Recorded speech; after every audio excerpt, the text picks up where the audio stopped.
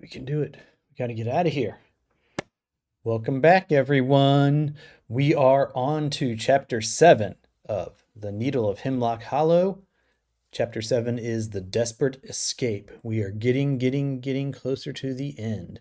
So here we go. And look at Mara. She is trying to escape. Run, get away.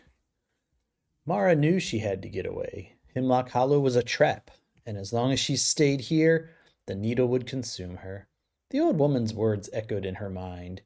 You'll be alone until you find someone else to pass it to. She wasn't going to let that happen. She wasn't going to pass the needle on to anyone else. If she could just get away from the town, get away from the curse, she might stand a chance. She packed a bag hastily, shoving in clothes and essentials. The needle, always there, seemed to glint in the dim light as it lay on her bedside table. She grabbed it, her fingers brushing its cold surface, and stuffed it into the bottom of her bag. She would throw it away, far away, where it would never find her again. Mara took her mother's car, which had sat unused since her death.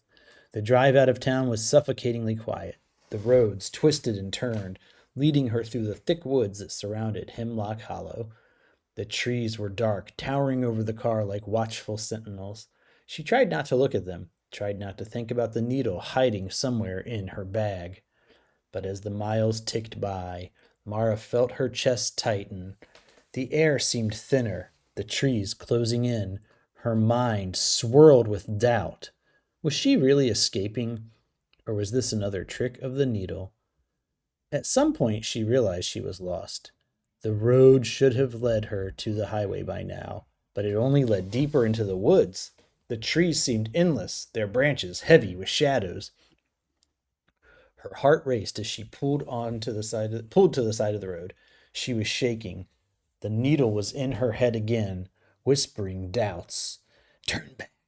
You are not meant to leave. You can't leave. No, she muttered, her breath hitching. I can do this. I have to get out of here. She grabbed the bag and stumbled out of the car, her feet crunching against the gravel. With shaking hands, she pulled the needle from the bottom of the bag and stared at it. It felt heavier now, colder, as if it had absorbed the very darkness around her. Her fingers tightened around it. She had to throw it away. Now! Mara turned and threw the needle as hard as she could into the woods.